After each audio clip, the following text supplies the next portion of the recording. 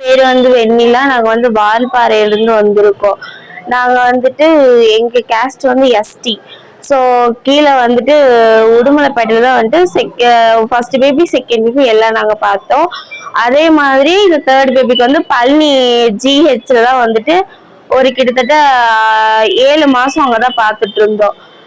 கீழே பார்த்து கொஞ்சம் வசதி எங்களுக்கு பத்தாக்குறைன்றனால எங்க தாத்தாவுங்க வீடு வந்து பல்லங்கில இருக்கு. அங்க வந்துட்டு இப்போ நாங்க வேலை செஞ்சுட்டு இருக்கோம். இங்க வந்து கிட்டத்தட்ட வந்து ஒரு 4 மாசம் ஆகுது. இங்க வந்து புதுசா எல்லாம் அட்டை போட்டு எல்லாமே வந்து புதுசா எடுத்து இங்க நாங்க கொடைக்கானல் ஹாஸ்பிட்டல்ல பாக்குறப்போ வந்துட்டு அவங்க என்னங்கிறாங்கன்னா, நீங்க வந்துட்டு எல்லாமே இங்க பாத்துக்கலாம், டெலிவரிக்கு மட்டும் கீழே போங்க அப்படிங்கிறாங்க. ஏன்னா எங்க கிட்ட இப்ப காசு வசதி இல்ல.